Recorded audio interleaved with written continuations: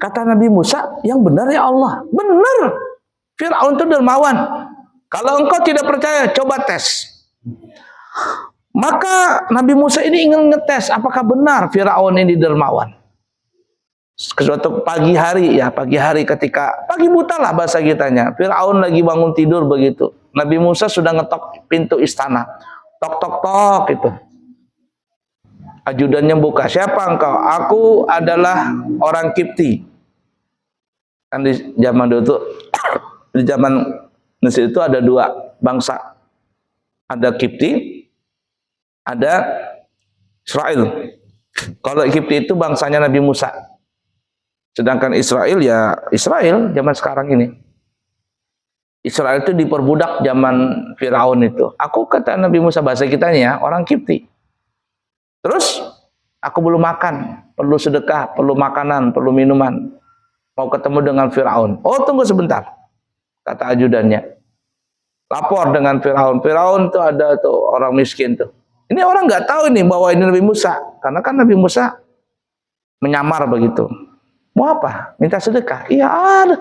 Kasihkan berapapun yang dia mau ambil. Mau makanan, mau minuman, duit, kasih semuanya. Nabi Musa dikasih itu. Ulang Nabi Musa. Oh iya dermawan Firaun ini. Tapi ini mungkin Firaun ini masih otaknya masih dingin. Karena di pagi hari kan masih enak begitu, segar. Coba siang hari panas-panas lagi dia ngontrol kerjaan tuh. Ngontrol orang lagi bangun proyek. Nabi Musa siang hari ganti lagi rupa. Datangin Firaun, aku nih orang miskin, minta duit, minta makanan. Oh, minta duit, minta makanan. Ada, ambil itu, ambil sana. Minta bilang sana. Datang lagi Nabi Musa situ, dikasih lagi. Kata Nabi Musa, oh hebat juga Firaun ini, dermawan. Coba aku tengah malam ya, aku datangin tengah malam, kira-kira mau nggak Firaun ini ngasih? Datang Nabi Musa tengah malam jam 2 itu loh. Didatangin Nabi Firaun itu. Minta sedekah.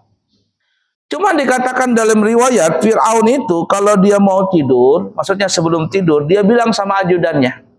Itu emas, itu duit, itu makanan, itu minuman, itu sembako bahasa kitanya. Kalau ada orang yang minta makanan, minuman atau apa saja, ambil di situ. Jangan diganggu, aku lagi tidur. Itu kedermawanannya Firaun itu. Nabi Musa jam 2 datang minta sedekah. Kata ajudannya Firaun tidak bisa diganggu. Mau apa? Minta duit, minta makanan. Itu sudah disediakan, ambil. Keperluanmu berapa, ambil. Nah disitulah Nabi Musa sadar, oh ternyata inilah yang menyebabkan Allah menunda akan menurunkan azab kepada Firaun. Itu yang disebutkan dalam riwayat hadis, as-sadaqatu tutfi'u ghadaba rabbi. Sedekah itu akan menutup atau akan memadamkan kemurkaan Allah Ta'ala. Nah sampai 40 tahun baru Allah menurunkan azab kepada Firaun. Meninggal, mati Firaun di Lautan Merah itu. Nah pertanyaannya, kalau orang jahat seperti Firaun itu saja rajin sedekah, Allah menunda azabnya, bagaimana orang-orang beriman?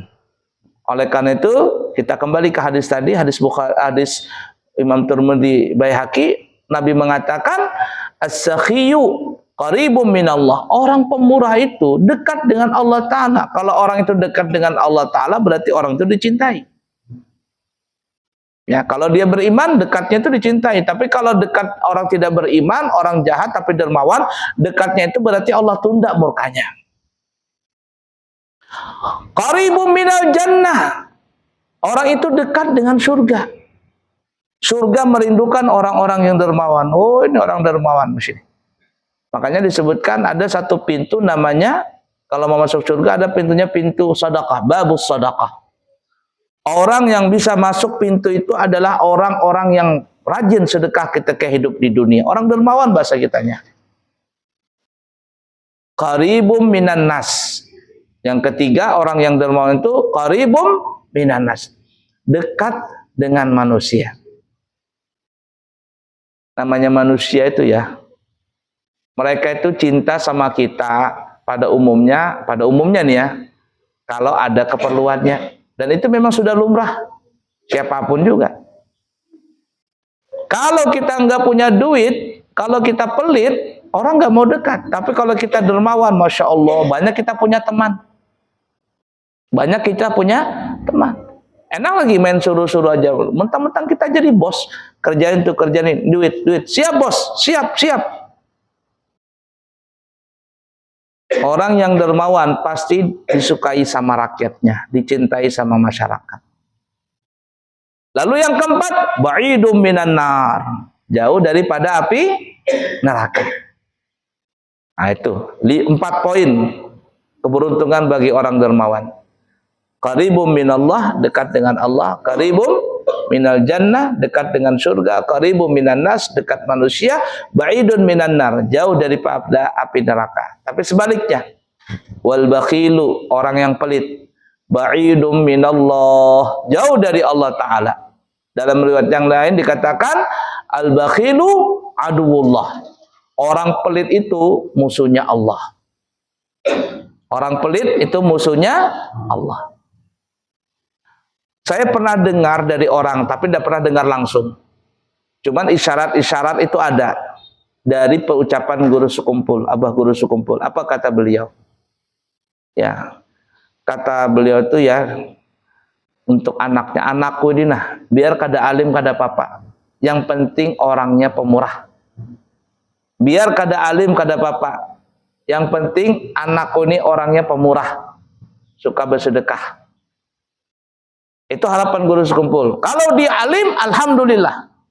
Alim pemurah, alhamdulillah. Tapi kalau seandainya dia alim kada pemurah, kada dosa. Lebih baik dia pemurah walaupun kada alim. Kenapa? Karena orang yang pemurah adalah orang yang dekat dengan Allah. Tapi orang pelit, al-bakhilu aduwullah. Orang pelit itu musuhnya Allah.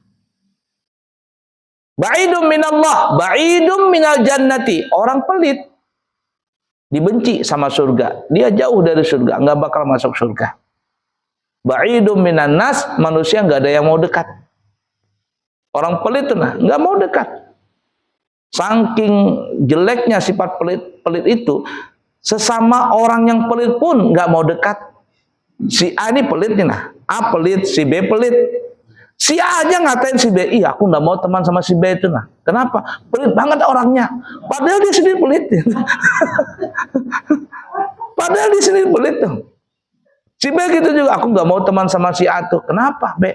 Pelit orangnya. Coba lihat, sesama pelit aja nggak mau temanan, apalagi orang lain. Ya enggak? Lalu siapa yang dekat? Qaribun ilan nar. Orang yang pelit dia dekat dengan neraka saja. Dan ujung hadis tersebut Nabi mengatakan wala jahilun sakhiyun ahabbu ilallahi azza wa jalla min abidin bakhilin.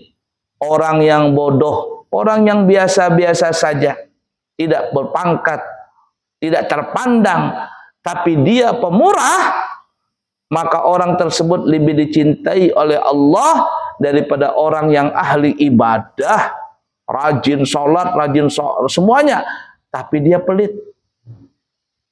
Ya, orang alim nih tapi pelit, tidak Allah cintai. Allah lebih cinta kepada orang yang biasa-biasa saja, tapi pemurah. Dan itulah salah satu tanda orang dicintai oleh Allah, dan itulah yang menjadikan Nabi Ibrahim itu dicintai oleh seluruh rakyatnya waktu itu dan seterusnya. Sehingga Nabi Ibrahim itu punya gelar namanya Abuddin, bapak moyangnya semua agama.